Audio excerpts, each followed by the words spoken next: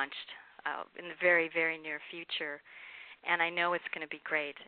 You've talked a lot about energy and how the universe is made up of energy, and I believe our goal is to get to the higher vibrations. That's where we can attract more of the things that we desire. How do we get to the higher vibrations? Can you give some simple steps or some guidelines to point people down the path towards raising their energy vibration? Yes, the simple answer is 848.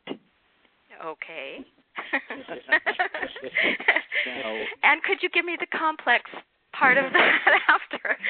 And the reason I said that is because there is no simple nor complex answer. There is just an answer which we, at this stage of our evolution, have no idea of.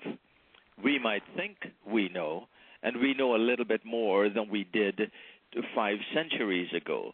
But I think it's an evolution in spirit, in mind, maybe even in body, and I won't touch on that part of it.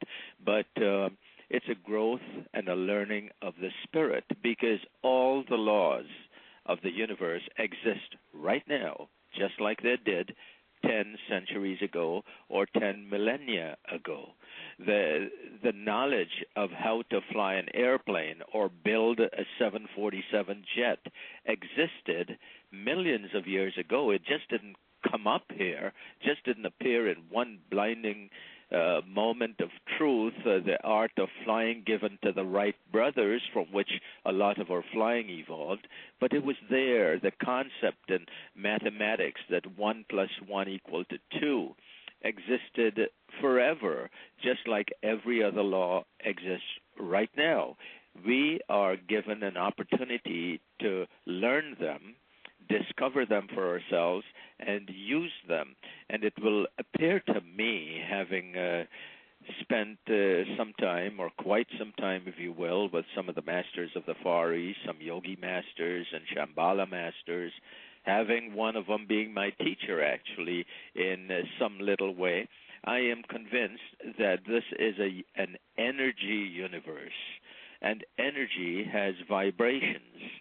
And vibrations and energy are interchangeable, just like energy and matter are interchangeable.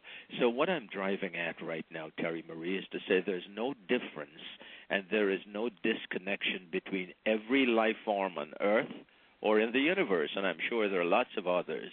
And we are in touch with one another, and we can influence one another whenever we get into the proper frequency, because frequency, again, and vibrations and so forth, they all have a scientific background.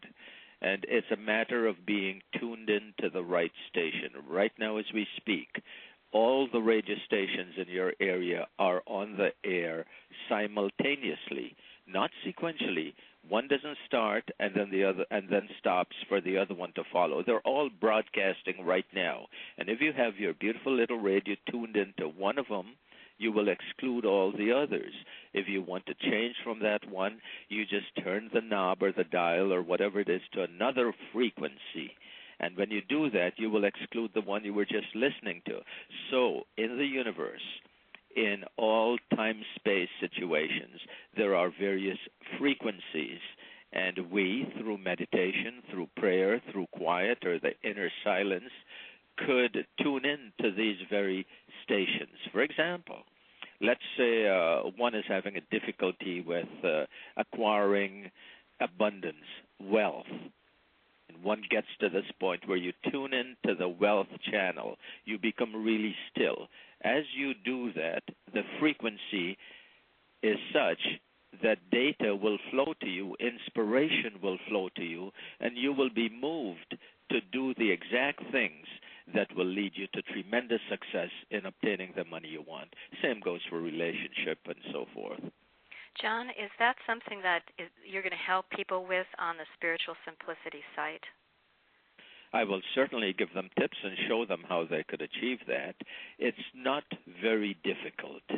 When I say it's not very difficult, I mean there is some effort. The very simple thing of getting into the silence seems so simple. Oh, I become quiet. No, saying so doesn't really make it so. You have to practice. I think anyone could become a master in about 3 weeks, give or take a couple of days. Of course, I'm being facetious.